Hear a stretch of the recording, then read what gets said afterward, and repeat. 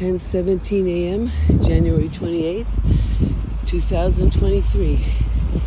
And Len Bear's TJV Garland video on YouTube was great last night. He's getting closer and closer to the way I'm thinking now. I mean, I've been talking about scalar waves from the beginning, Tesla waves, longitudinal waves. Because they're classified, the vast majority of people don't get that there's something that's more dangerous than the nuclear blast, and that's weaponized scalar waves, because they can go for miles.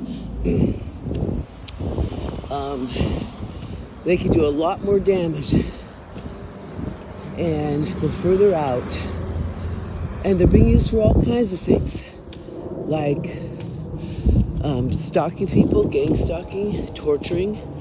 So yes, scalar waves are involved. I'm glad we've kind of arrived at that. Dr. Stephen Greer arrived at that. But the one thing I think he's missing the point on is when you go to the United Nations High Commissioner, you're going to see U.S. patents on directed energy weapons, individual targeting program, and like Len Bear said, there's all sorts of carrier waves, like I've been saying. Here's the thing. I know no political parties is getting relief from using his Texan radios, R9012s. I know he's getting relief because he's affecting the carrier waves that are using the scalar, piggybacking on it. He's disrupting the carrier waves, and it is giving him relief. So what I know. So what my mom, who was a phenomenal nurse and was loved by all the doctors and patients, she was a psych nurse, by the way, she said, always listen to your patient. And that's what made her such a great nurse, because some medicines, the cookie cutter doesn't fit all. And they'd be hurt, and she would recognize it right away and let the doctors know, and they respected her, and they'd change the medication because she listened to her patients. So, yes, it's true. Scalar waves can go from one side of the earth to the other, underneath the ground, hundreds of feet under the ground, under the water. It'd probably take 6 feet of iron or some kind of metal to stop scalar waves. I mean, solid. And we know that the military has invented a type of barrier and shield. They have it. They know the shadow government. But we don't know. So no political parties has found a way to make his life easier. We need to listen to him. It may work for some people. It may not work for everybody. I'm under a cave. I still hear the noise, but I'm going to tell you right now, so help me God, it's less intense. My head doesn't hurt. So obviously it's making a difference. And when you think of the Lidar system the military has from the sky, they can use these lasers, and there's millions of them, by the way, and all different frequencies going every which way, and they can map out trees. They can tell you how old a tree is just by hitting it with certain frequencies, bouncing off it, and bringing back the information to them. There was a guy from the Army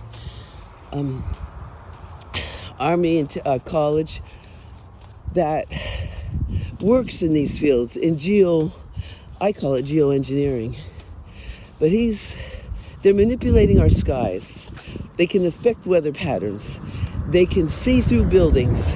When you go to Skinwalker Ranch, you're going to see them using Lidar to look under the ground 200 feet or more. And they can map out what's under the ground and see what's under there. That's the technology that's being used. And if you can imagine a dental x-ray, then you know that there's a permanent record. There could be a permanent record of it on x-ray film. So if you look at a dental x-ray, you imagine from the sky, as Robert Duncan, who was in the CIA think tank, who started all this crap up, thought they were going to use it on our enemies and didn't realize they were going to turn it against the innocent people of the United States. So he became a huge whistleblower and worked to try to help thousands of people.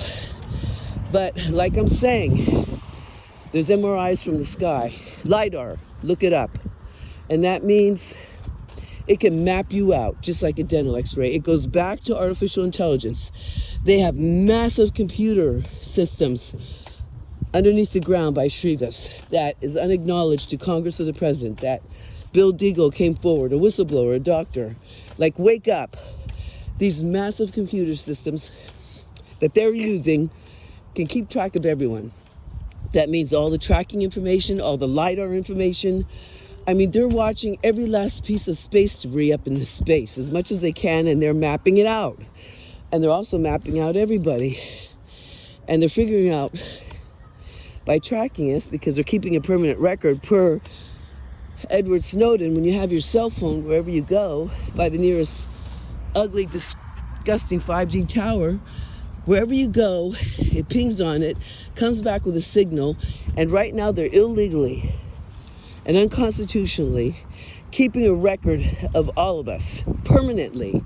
So whatever website you go to, there's nothing personal, private. Don't think you can hide it, because they're way farther advanced than we are, you know. So wherever you go, they're mapping you out. Whatever website you go to, whosever house you go to, if they want to go into the house where you're going into, they can easily go into there.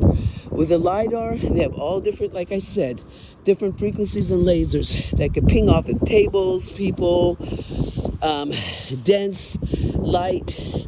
It knows. It's like create a virtual reality. They're doing that because they can see everything that way, and how it's all put together through the bodies, our reactions. So that's why, even though having to sleep in a cave isn't that comfortable, I know some of the frequencies are being blocked. I know with all the aluminum shielding I'm doing, and the iron, and the soundproofing material, that it's less intense. So listen to your patient, right? So no political party saying it's working for him. This is working for me to a point. My head doesn't hurt, okay? I'm not feeling like I'm getting extreme brain damage at this point, but I know I have some, which I'm going to be checking out from all these attacks. But we're coming up with some interesting things with the small spectrum analyzer, the tiny spectrum analyzer, with my ultrasonic recorder.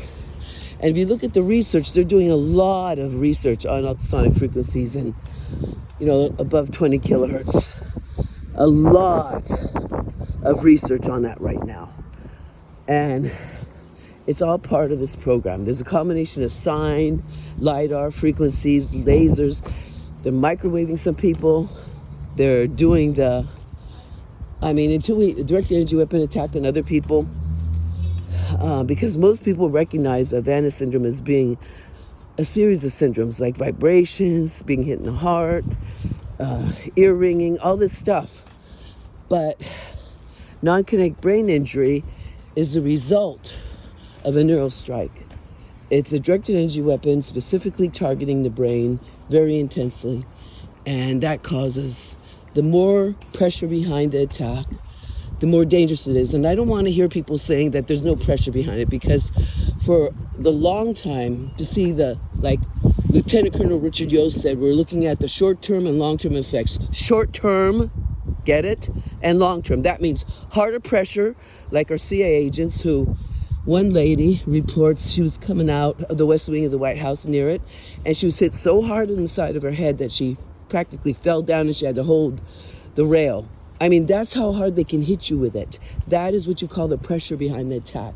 That causes the most damage, except if you're being hit with lower pressures, slight vibrations, for an extended period of time, over years, you're going to have damage. So short-term and long-term effects. I mean, people, come on. Wake up and listen to your patients.